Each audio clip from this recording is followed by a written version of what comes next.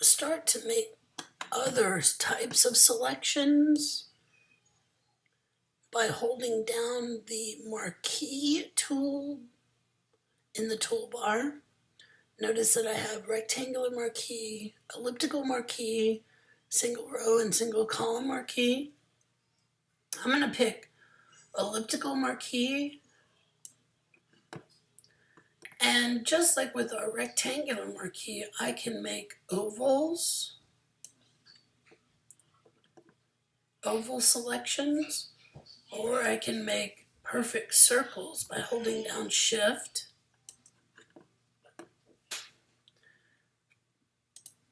So you can make perfect circles by holding down Shift.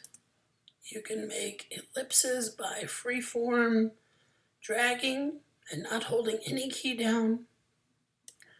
Let's go ahead and start to fill some of these shapes with color on different layers. So we know how to make new layers. Let's make a couple of new layers. And I'll start to add some color to my foreground color. And I want to fill this on layer 3, so that's Option Delete. Go down the color hue bar there. Go to my layer 2, and maybe that's a circle. Option Delete, because that's the foreground color. And remember, if I pick the background color,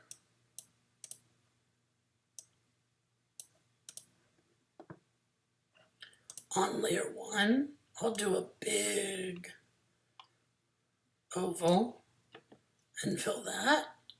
But that one I want the background color filled, so I'll pick Command Delete. And it's in the last layer, the bottom layer, so it's underneath everything. Let's see if that's true. I'm going to deselect this, Command D, go to my Move tool. The Move tool, incidentally, is the letter V on the keyboard. V. Notice that it created and cropped off that ellipse right at the border of your canvas.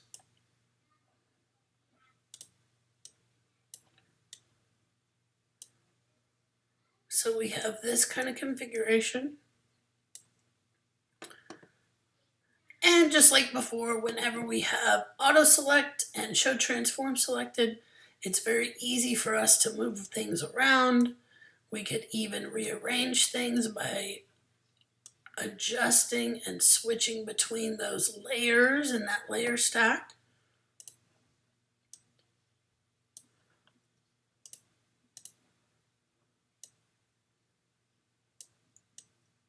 We can also scale our shapes, just as before.